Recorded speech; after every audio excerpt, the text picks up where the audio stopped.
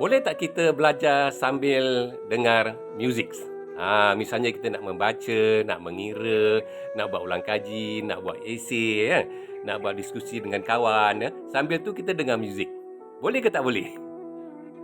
Tak ke ganggu Pak Su, kalau kita nak dengar muzik, nak belajar lagi, tak ganggu ke? Ada dua perkara berlaku pada masa yang sama, tak ganggu ke? Sebenarnya dari segi scientific reality, boleh, ya? Boleh. Kita boleh belajar sambil dengar muzik. Apa sebabnya? Sebab bila kita belajar, kita membaca, mengira, buat esei, buat diskusi semua tu, itu kebanyakannya adalah fungsi otak kiri kita, ya. Fungsi otak kiri, ya. Sedangkan muzik ataupun irama adalah fungsi otak kanan, ya.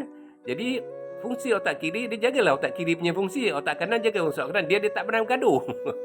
Dia tak pernah bergaduh. Dia kerja ikut cara dia secara serentak, secara seimbang, ya. Dia tak akan mengganggu, ya. Sebaliknya, bila kita belajar dengan muzik ni, dia boleh meningkatkan kita punya konsentrasi, ya. Emosi kita akan terjana, kita lebih bermotivasi, kita lebih fokus atau concentrate, dan yang paling penting ialah dia boleh meningkatkan memori atau daya ingatan kita, ya. Jadi muzik yang kita nak gunakan tu mestilah, ni syarat dia, ya, mestilah muzik yang instrumental dan volume dia antara dengar dan tak dengar. Kalau rendah sangat pun tak boleh. Kalau kuat sangat, dia sangat boleh mengganggu, ya, sebab volume tu mengganggu. Jadi antara dengar dan tak dengar, ya. Kalau boleh kita letakkan alat muzik kita tu jauh sikit daripada kita, ya. Di tepi meja kita umpamanya, kan. Lepas tu kita study lah, ya.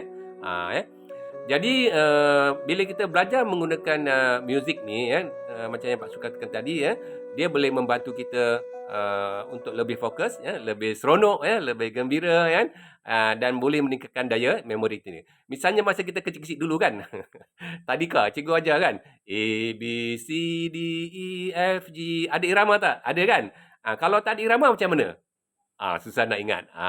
Ya. Kalau tak percaya, cuba, ya. Okey, jumpa lagi. Terima kasih.